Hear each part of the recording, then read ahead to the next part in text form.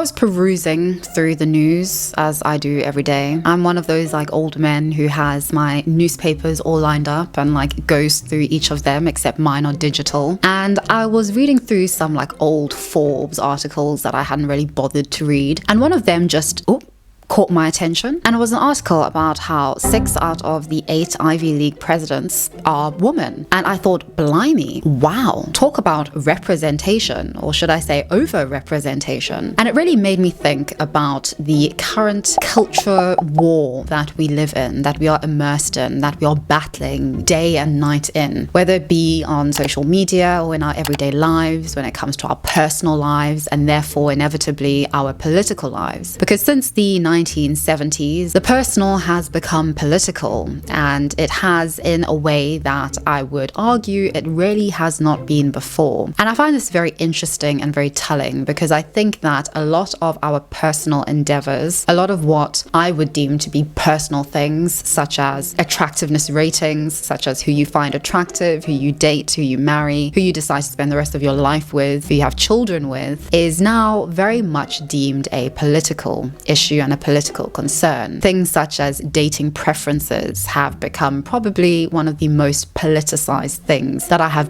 rarely ever seen. And so when I was thinking to myself, why are 6 out of 8 Ivy League presidents women, I couldn't help but think about certain attributes that women have relative to men, which really complement the zeitgeist, and why we are in this culture war. And I find that when I watch one of the most infamous Jubilee series, the attractiveness rating scale, I'm absolutely gobsmacked by the parallels that it has to modern politics and the different ways in which men and women, generically speaking, see politics. Now, I am all for generalizations insofar as I think that, like stereotypes, there is some truth in them, but of course we need to always dig deeper below the surface. I think generalizations are always a good starting point, and then you go into further, more in-depth analysis. And so when I say and talk about men and women, I am speaking generically. I know there's always exceptions. Inevitably, that is the way that the world goes. But do bear with me, because I think that this video is very informative in a way that I do think we need to talk about if we are going to get beyond the culture wars. Not that I know what that would look like, but I think we can, as a people in modern societies, do a lot better than what we are currently doing. Because I think that we are ultimately all being very dishonest with ourselves and with others in order to either keep everybody happy or try to pretend like everything is hunky-dory. No, where are you going? Not so. Yeah. Over here. Back it up. No. Here's... You scared me. Because you're so pretty. I know. I'm like sunburned turning red. Or to do otherwise. Hey, you're attractive, you're not. But girls were like, I don't want to be rude, you know, we're all beautiful in our own way. Number 5, there you go. Number 5, I would say would be not only because she's my girlfriend, but because I just love simple. Yeah. And that's what made me, choose that. Which I think is a response to the realization that everything is not hunky-dory. I think on the two extremes you have, let's say, progressive, liberal-minded or left-leaning feminists who typically see everything as hunky-dory or are striving toward the hunky-dory in life. And on the complete opposite side, the antithesis would be, well, your incel, your online incel who sees through, I guess, the glossy veneer of everything being happy or all of us singing together and holding hands and kumbaya, and wants to spread the misery which he or she feels. So with that being said, let's get into this, because as I said, I think there's very interesting conversations to be had around this.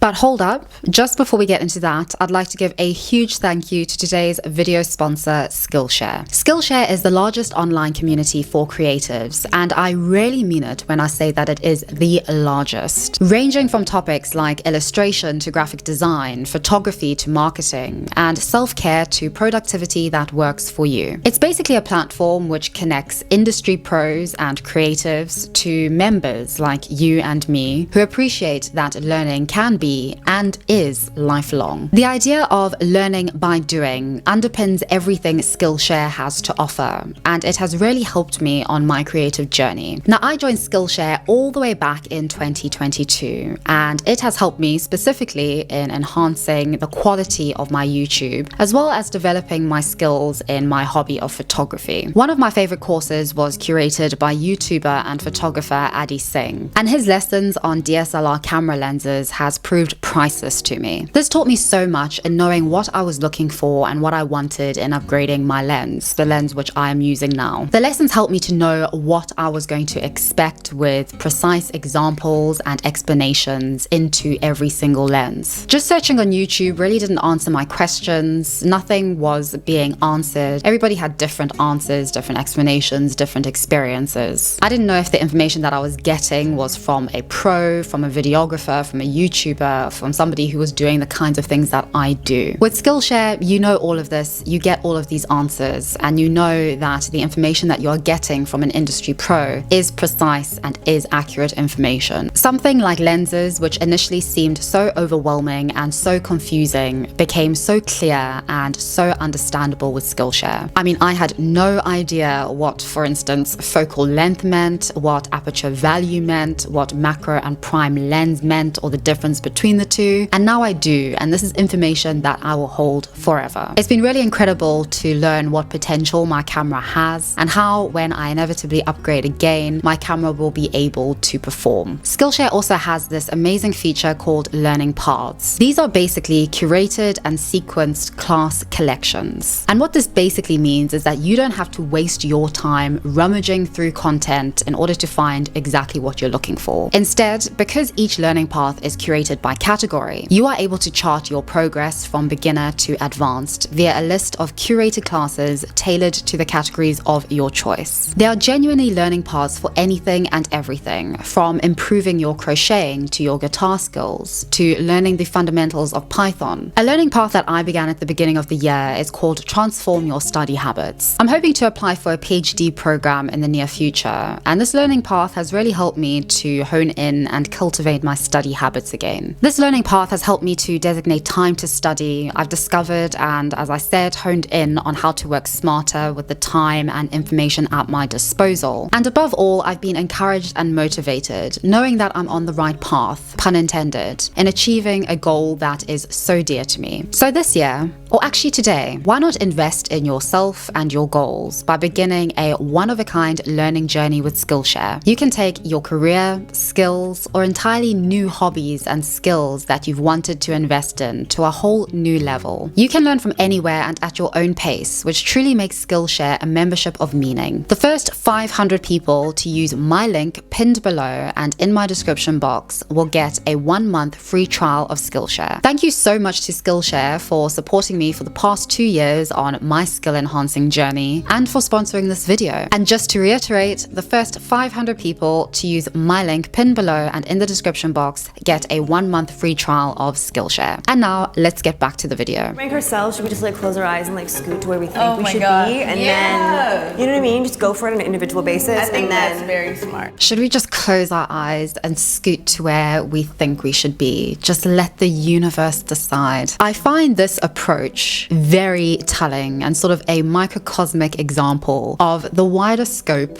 of our modern identity politics, which I do think is incredibly feminized in nature, incredibly female dominated. And that is not me saying in any way that women are not oppressed in various ways, that women are not at disadvantages in many ways. Everybody is disadvantaged or oppressed with something or in some way based on some component of the multifaceted nature of everybody's identities. But that's a video for another time. This sort of approach of trying not to hurt anybody's feelings is something that I've been seeing a lot. And I think I've been seeing it more and more so because I think in trying not to hurt everybody's feelings, we end up in fact hurting everybody's feelings, inadvertently, of course. And I think this is, at least for me, where a lot of my frustration and a lot of our cultural politics lies. Everybody's just avoiding reality. Everybody is avoiding reckoning with reality. Instead, let's just all close our eyes and just move to where we think we should go. Let's just close our eyes and pretend like none of this exists. Let's just close our eyes and pretend like we're all happy and pretend like we're all beautiful and we're all perfect and everything's just going to work out and fall into place. This is how I feel that politics right now is, and it is so suffocating that sometimes I just want to scream, throw my computer out the window and just start over. Just wait for the asteroid to come plummeting down to Earth and just start over as, I don't know, a cockroach.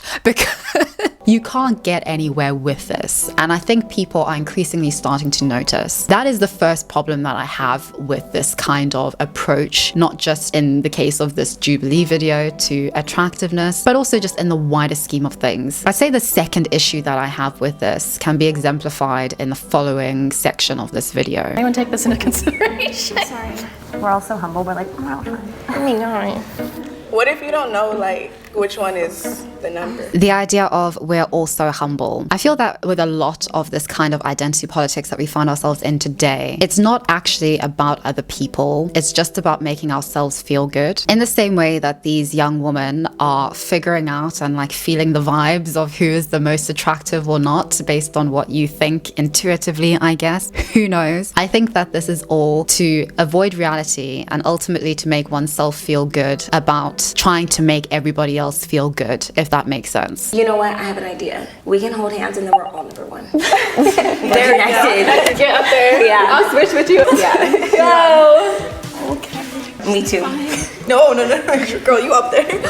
And in trying to present itself as being genuine and kind and thoughtful and humble, it's actually presenting itself as anything but. There's sort of this insidious underpinning to it that is ultimately about making certain people feel good about themselves when it isn't actually doing anything. And I think you can see this the best when it comes to preferences in dating. I thought this was... I'll just stay. I'll be fine. That's true. Wait. It's 5 to 1. No. Well, I mean, I don't know because I feel like personality is a big thing. Yeah, she's the one. Oh, by far. 2, 3. Thanks. Well, So this is final? this is final. The political correctness of this ranking is absolutely, it's just so beautiful, and it's just so like modern femininity. The personal is political sort of vibes to it. Oh my gosh, I actually use vibes in a sentence with all sincerity. What has become of me? There were attributes that I saw in the other girls that I didn't see in myself, and hence I would have put them higher as well over me. So people are like, she's so sweet, she's so funny, but like, I wouldn't date her. And there it is. And I think that's where a lot of this falls flat. A lot of this very politically correct, do good by all politics, or the personal as political falls flat for me. And I think for a lot of people who actually experience the realities of this on a day-to-day basis. And I think a good example of this is what this young woman said. So people are like, she's so sweet, she's so funny, but like, I wouldn't date her. I've given up on lesbian dating sites completely, just given up. I'm done. I'm over it. I cannot do it because that is the ambiance of these dating sites. People say to you, oh, you're so attractive. Oh, you're so pretty. Oh, wow, you're just like such a beautiful person. Or you go into lesbian or bisexual spaces or what have you, and you're interacting with women and everybody is saying how beautiful you are, how much they like you, whatever, this, that, and the other. And when it comes down to it and, you know, you say, okay, well, you know, why don't we go out sometime? And I'm sure I hear black people getting this quite often, especially when it comes to online dating. Sort of this idea in the world that you are attractive, that you're beautiful, that you're powerful, that you're this, that, and the other. But then when it actually comes down to reality, that is not the case. And I think it's very telling of I wouldn't necessarily call it shallowness, but I can't think of a better word for it. It's sort of a quasi-shallowness to this sort of inclusivity, to this idea of who is the most beautiful or attractive. And I think we can often fall back onto, oh, it's about personality. I think this is something that women especially fall back onto, sort of talking about personality and how important personality is, and therefore that determines certain kinds of ranking or certain kinds of preferences preferences of people and what have you. But when you sort of strip down at it, I think it is far more human than that. And I think we're sort of afraid to admit our humanity, admit the fickleness of our humanity, admit that we are humans, because we are so often shamed for that. I get berated left, right, and center for the fact that I've dated more white people than black people. Because, of course, when I'm thinking about whose throat I'm going to stick my tongue down, I'm thinking about how politically correct I can be. I'm just letting y'all know y'all beautiful, okay? We know.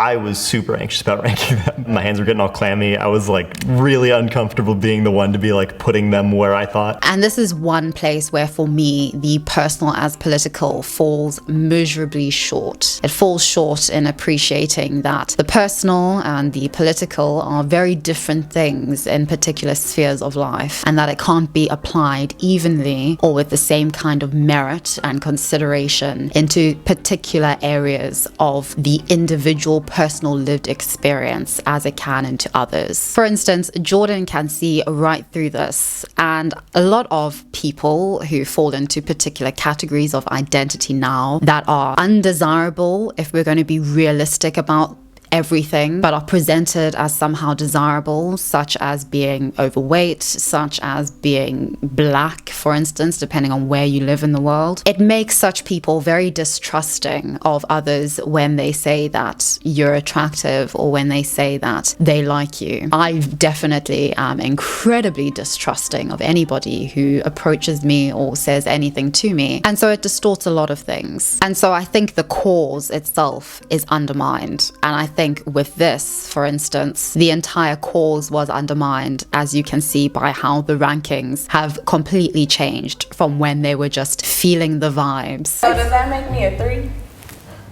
Okay. Yeah, I'll just stay here. It's fine. Yeah. Nobody really wanted to be last, and I could kind of feel that vibe. So I was just like, you know what, it's fine. Like, nobody is a 5, really. And this is another thing, so bizarre to me. Nobody is first because there's no winners, there's no losers, but nobody wants to come last, and nobody wants to be last. And I think this just epitomizes our politics right now, and has been for the last few decades. And we've found ourselves in a bit of a bind in this way, I think, a real bind of actually being honest with each other, actually being honest and living in a semblance of reality where we can actually be open and honest and thorough with each other. Because it's quite sad for me to watch this and to see that absolutely none of these women have been honest with each other. The only time where we get some honesty is when they're speaking individually to the camera without everybody else involved. Imagine how different this would be if they said these sort of one-on-one confessionals to each other in the lineup and rating each other by attractiveness. Not that it would necessarily be a happy and fulfilling wonderful experience, but it would be a far more honest experience. And I think we need that honesty in order to get forward, because this is not it. So this is final? This is final. This is still incredibly politically correct. It's just another variant of that political correctness. I'd be interested to know what you think, but I don't think they're being honest with each other. I think they've avoided being honest with each other by making it about personality, or who's the most extroverted or the most outgoing or the most outspoken of them all, as opposed to it being about first appearances. I'm not convinced, and I do not think that they look terribly convinced.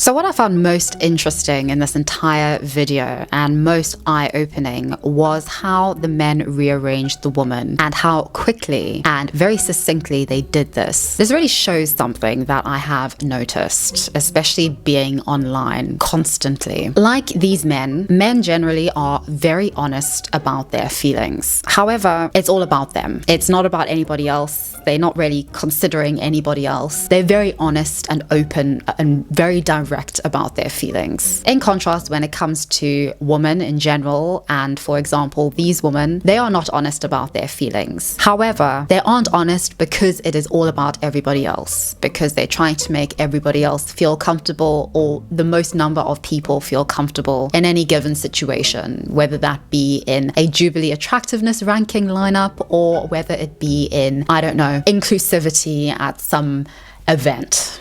I don't know what women do. I sit in my room all day. That's a joke.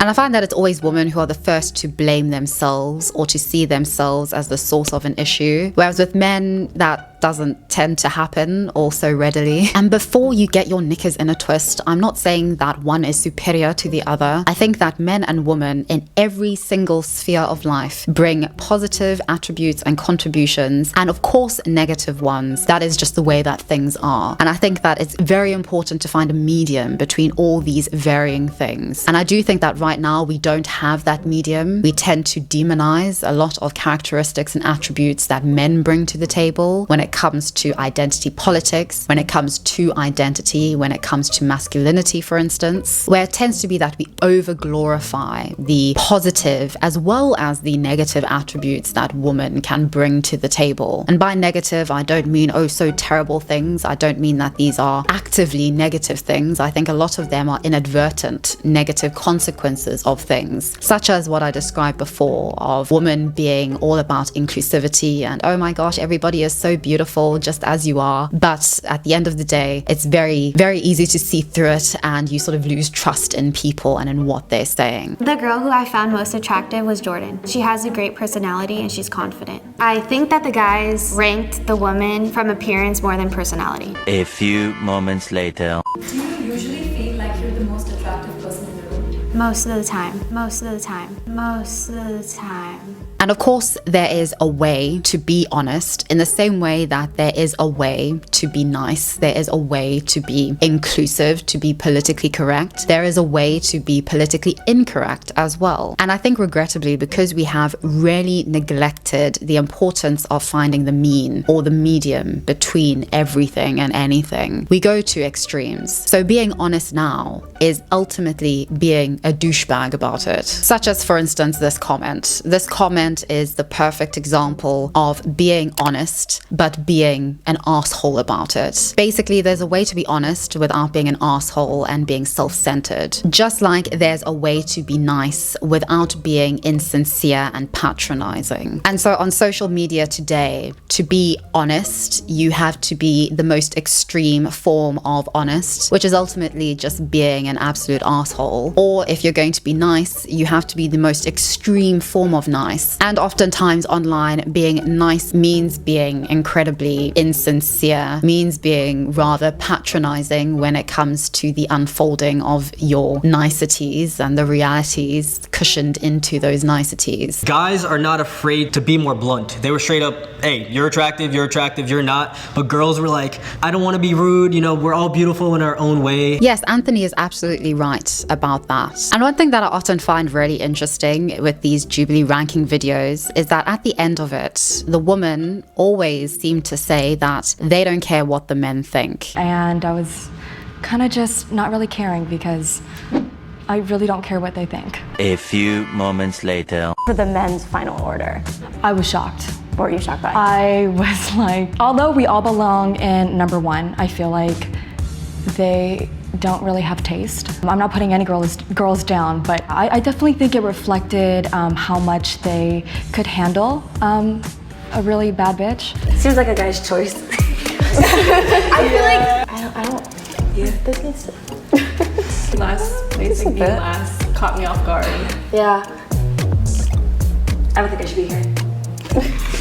And this is just so starkly a part of our politics today, where women just don't care what men think or are encouraged not to care what men think. And men, on the other hand, are also encouraged not to care what women think. Nobody's inclined to care about what anybody else honestly thinks. We only care about what everybody else sort of theoretically or in line with their ideology thinks, or in line with what everybody else is thinking based on whether they are politically correct or politically incorrect. It's not what people actually think that we care about. We actually care about what they represent, or more so what they are meant to think. That's the only thinking that we care about, the idealized thinking, or what one is supposed to think. And it's interesting because when I see the men and the women in the same room navigating attractiveness in their various ways, there's so many complementary features. There's complementary features in the way that the men have sort of watered back down to honesty and reality, but there's also the positives in that the women are thinking about about everybody else and are also thinking beyond themselves and are thinking about personality, not just about first impressions and physicality. And so I think all of those brought together and mixed together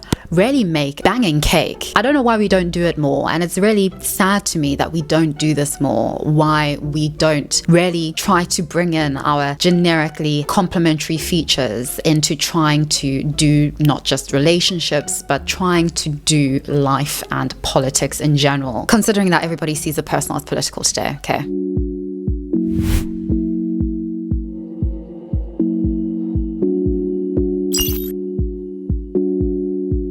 If we were going to put this into political terms, I would say that the men's ranking is what you would call politically incorrect, and the women's ranking is what you would call politically correct. In terms of dating preferences, especially on dating apps, the men's ranking is pretty much exactly like what you would see on dating apps. The women's ranking is what you would see on the lesbian dating app, but then the men's ranking is what would actually happen in real life lesbian situations. You can see this a lot in like the memes of the die-hard political activist who is anti-white in all of their rhetoric, who on their private Facebook account has pictures of them with their very white boyfriend.